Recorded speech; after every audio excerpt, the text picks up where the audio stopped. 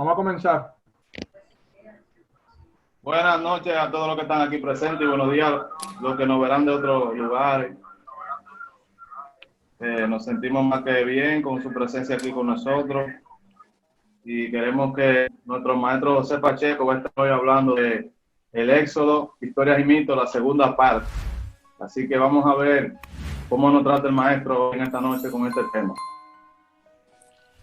Buenas noches. Pero primero que todo, bájenle algo a eso de maestro. Yo soy un humilde trompetista, aficionado a la historia de Dios, que ni siquiera la teología, sino la historia de Dios.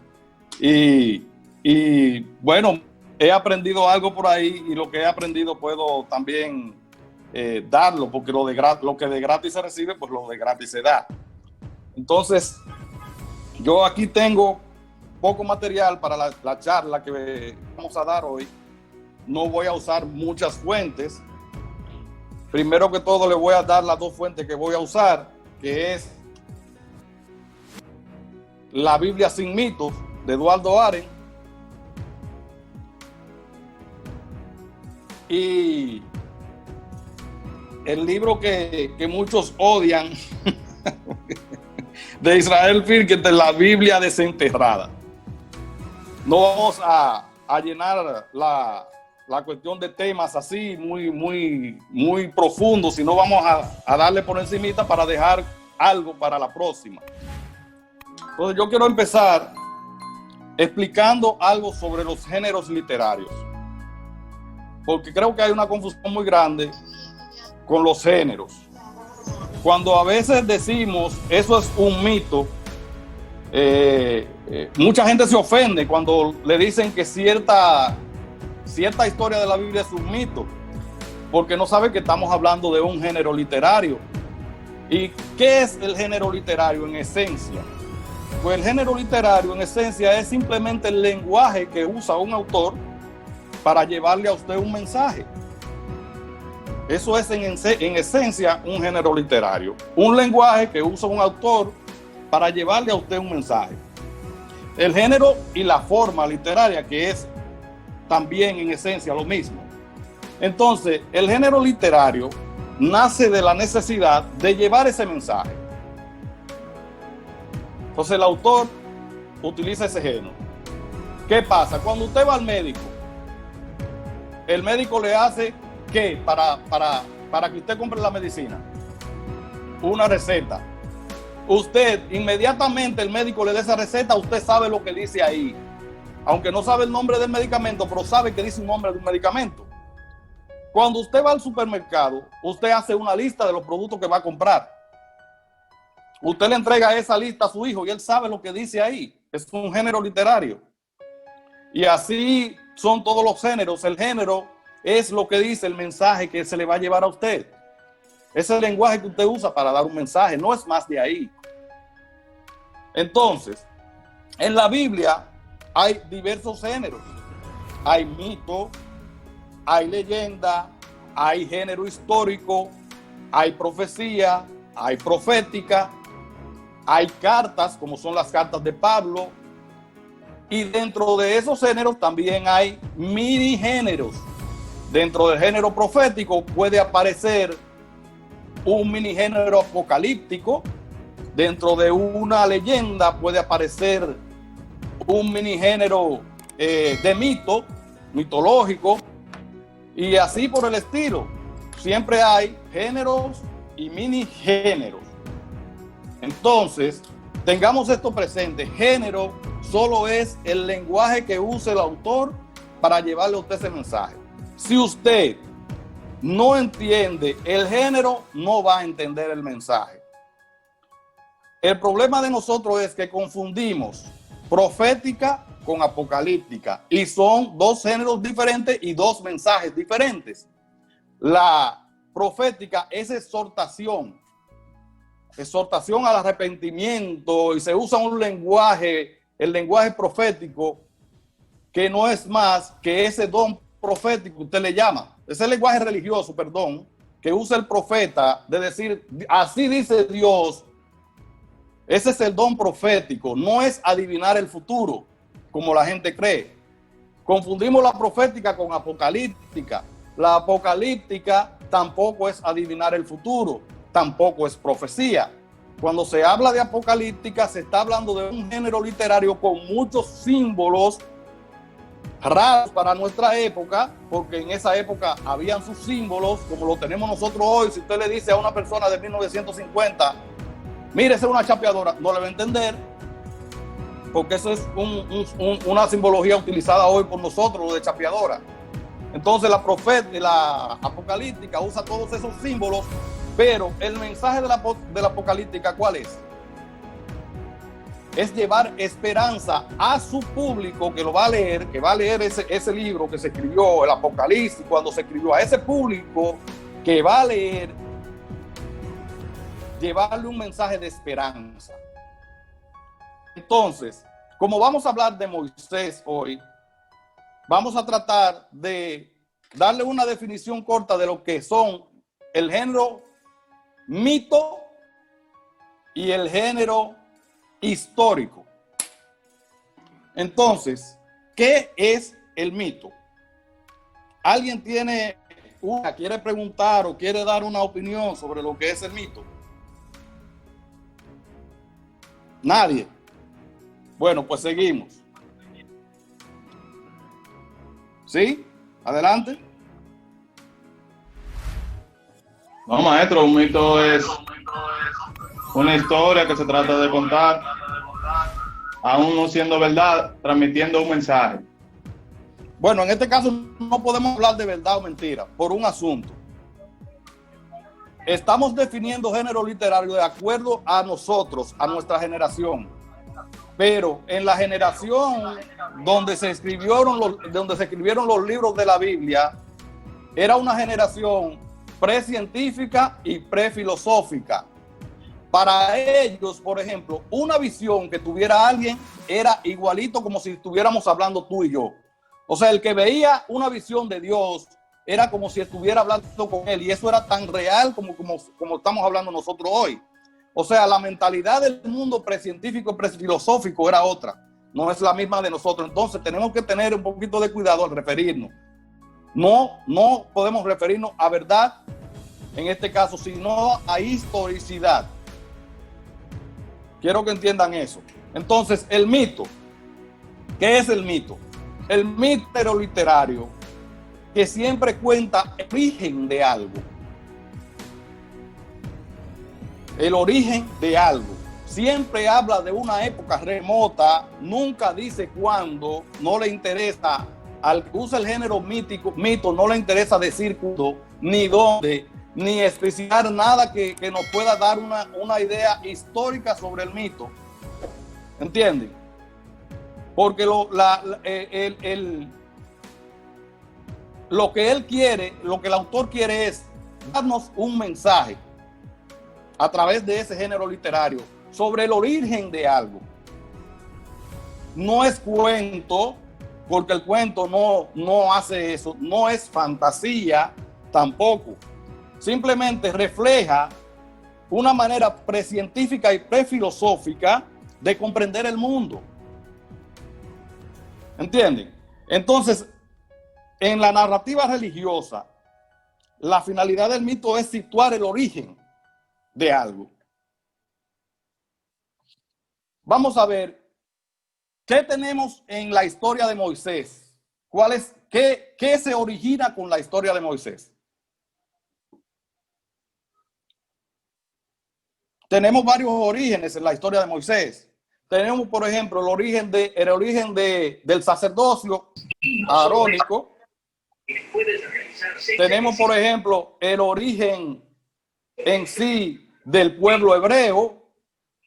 Tenemos el origen de la ley, de cómo se entregó la ley. O sea, estoy diciendo tres cosas bastante importantes para el pueblo hebreo.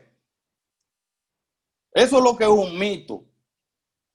¿Qué nos está diciendo el mito? El lenguaje del mito lo que nos está diciendo es que nos está dando el origen de algo. No tenemos que ir a historicidad ni nada de eso. Entonces, el género histórico,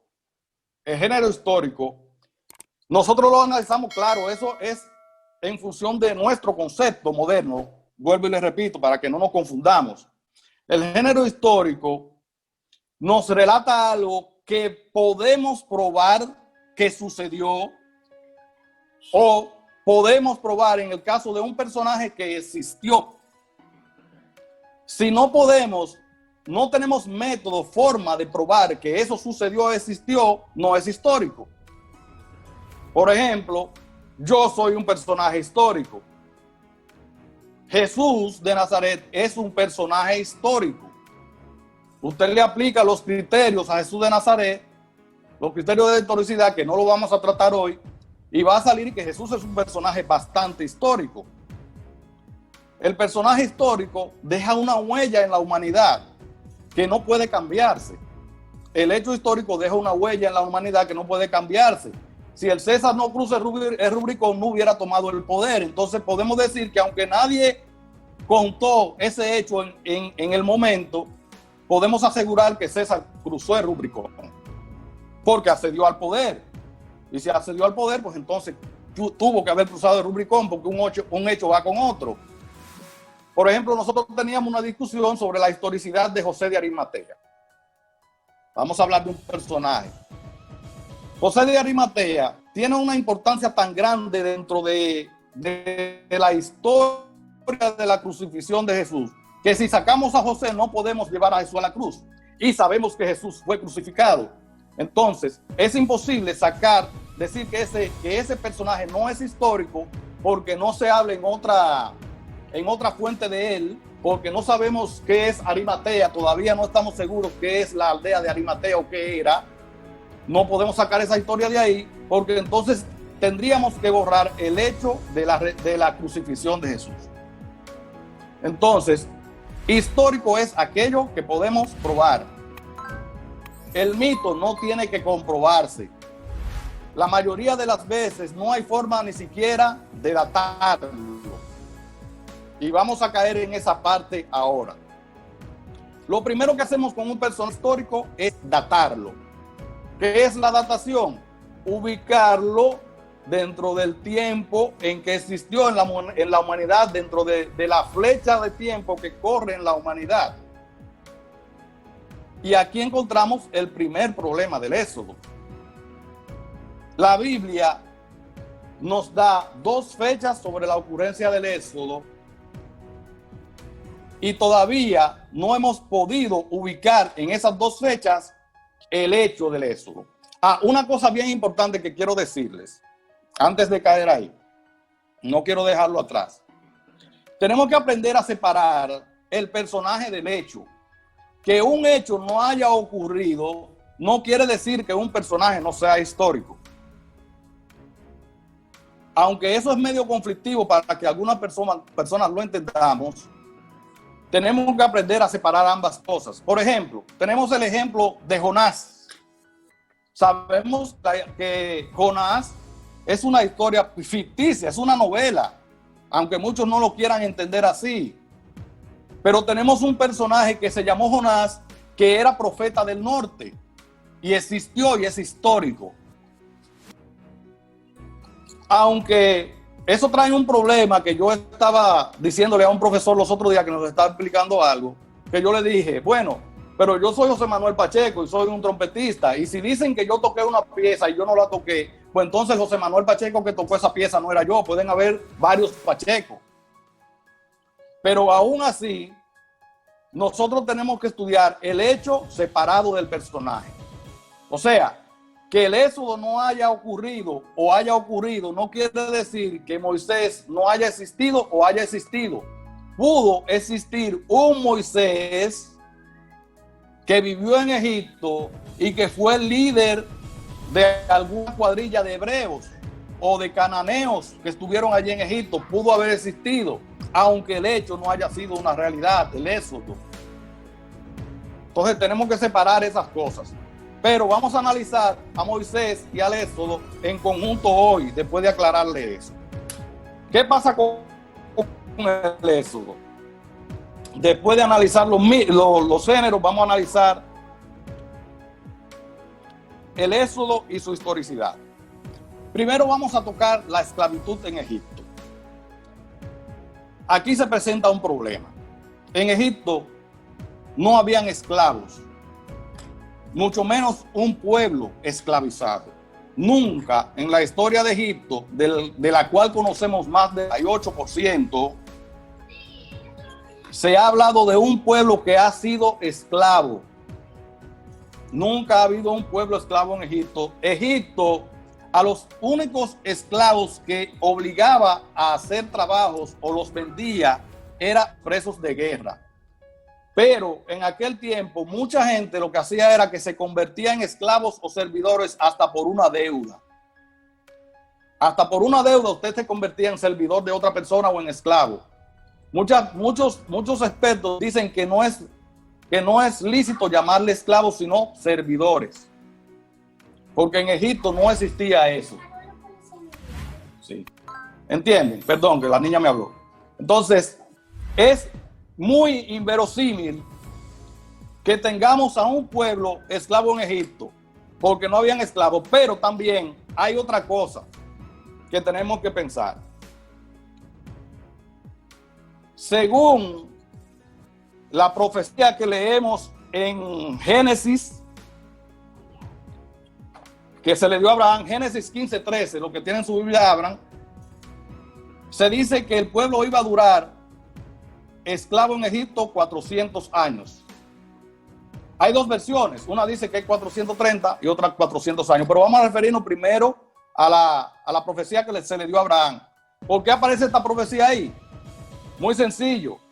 El Génesis se escribió después del libro de Éxodo, no antes. O sea, ¿cómo explicarle? Porque hay que saber entender lo que es tardío cuando hablamos de años después de Cristo y lo que es temprano. Cuando hablamos de que es temprano, hablamos más cerca del año 0 de Cristo. Y cuando hablamos de que es tardío, estamos hablando más alejado del año de Cristo, del año 1. Entonces, el Génesis se escribió más cercano del año de Cristo. Y aquí a Abraham se le da una profecía de 400 años. ¿Qué pasa con estos 400 años? Si nosotros entendemos que un pueblo de 70 personas, número simbólico, atiendan a la simbología. Quiero que estén atentos a la simbología todo el tiempo. 70 personas que llegaron a quedarse en Egipto sin la familia de José, como dice la Biblia. Simbólico, 70. Y esas personas vivieron ahí 400 años. Cuando ya pasan 400 años son 10 generaciones. Tengan claro la simbología. 400 años son 10 generaciones. El 40 es una generación cuando se refiere a un pueblo. O un cambio en la vida de una persona cuando se refiere a un personaje, como lo vamos a tratar con Moisés ahorita, que tiene 3 cambios en su vida. Pero ahora vamos a hablar de 10 generaciones, que es 400. Cuando usted se va a vivir para los Estados Unidos, usted tiene un hijo allá que ya es americano y el hijo de su hijo ya quizás ni conozca su tierra, República Dominicana. O sea, estamos hablando de 2 generaciones más abajo de usted, ya no van a conocer lo que es su tierra. Aquí hay personas que llegaron en el año 1920, judíos, y son tan dominicanos como nosotros. Del Líbano, aquí hay una gran comunidad del Líbano, gente que yo conozco, gente que tiene sus abuelos en el Líbano, pero son tan dominicanos como tú, como ustedes. Ahí tengo el ejemplo de mi amigo Farid Kuri, que es un escritor. Ese señor, el presidente Luis Abinader, ¿quién le puede decir a Luis Abinader que no es dominicano y sin embargo es presidente de la República Dominicana? Entonces, cuando estamos hablando de 10 generaciones, ¿cómo vamos a decir que ese pueblo era hebreo? ¿Cómo es posible? Ese pueblo era Egipto, era ya egipcio. Eran vistos como egipcios. Y más en la forma que llegaron, porque llegaron en una forma privilegiada según la Biblia. Llegaron de manos de un gran visir. Entonces no podían ser considerados un pueblo esclavo, sino tenían que ser considerados egipcios. Eso es lo primero que quiero recalcar ahí. 400 años ya para no acordarse ni siquiera dónde usted vino. Entonces, Esa es la primera profecía sobre la datación del Éxodo. Para datar el Éxodo, nos fuimos muy lejos. Tenemos dos escrituras, dos pistas para datar el Éxodo. Primero, tenemos la pista de Primera de Reyes 6:1, donde se nos dice otra vez simbología, atención a la simbología, que el Éxodo ocurrió 480 años antes de Salomón comenzar la edificación del templo. 480 son 12 generaciones. Y eso nos llevaría al año 1400 antes de Cristo, más o menos. No estoy hablando fechas específicas, estoy hablando aproximado para no fundirnos en la fecha e ir avanzando rápido. Nos llevaría al año 1400. En esos años, Canaán era propiedad de Egipto.